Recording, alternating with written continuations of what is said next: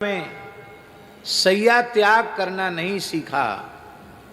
कान खोलकर सुन लो, चाहे हम हो, चाहे आप हो, चाहे कोई हो दुनिया का बड़े से बड़ा व्यक्ति, जिस व्यक्ति ने ब्रह्म वेला में सैया त्याग करने का संकल्प नहीं किया, जो ब्रह्म वेला में नहीं जगता है, उस व्यक्ति के जीवन में न तो भौतिक उन्नति संभव है, ना ही आध्यात्मिक उन्नति संभव है।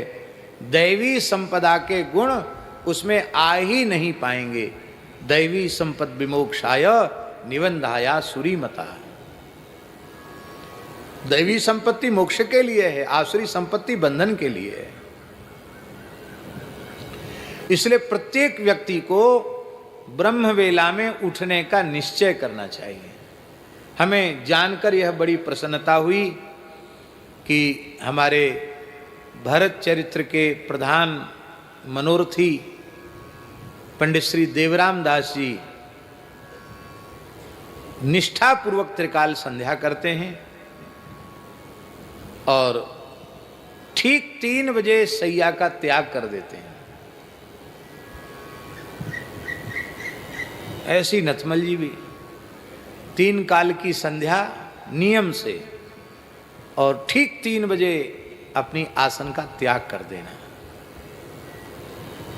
ये बात हम इसलिए कह रहे हैं कि ऐसा नहीं है, गृहस्थों में भी इस प्रकार के उदाहरण हैं, हम लोगों को प्रेरणा लेनी चाहिए।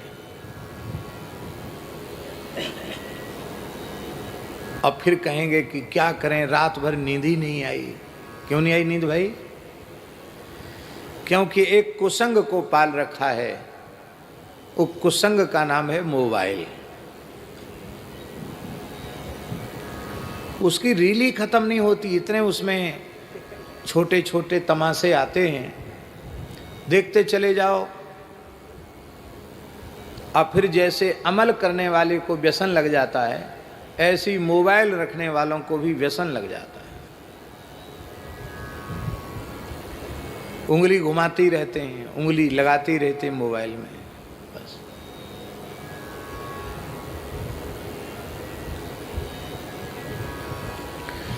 अब पूरी दुनिया इसी पर चल रही है, लोग अच्छा उपयोग भी कर रहे हैं, तो कोई बात नहीं। नहीं हमारी चले तो हम तो इस उपकरण को ही बंद करवा दें। कहीं काम कैसे चलेगा? अरे भाई काम कैसे चलेगा? इतने पुरखा थे, उनका काम नहीं चलता था क्या? नहीं चलेगा तो नहीं चलेगा, क्या जरूरत है चलने की आवश्यकता क्या है? न चले। संसार नाशवान है और यहाँ की कोई भी उपलब्धि उसका कोई महत्व नहीं है, तो न चले तो न चले। पर हम लोगों को इतना अधिक लगाव है संसार से कि भगवान का भजन होए ना होए, संसार का व्यवहार बिल्कुल चलना चाहिए, ठीक ठाक चलना चाहिए।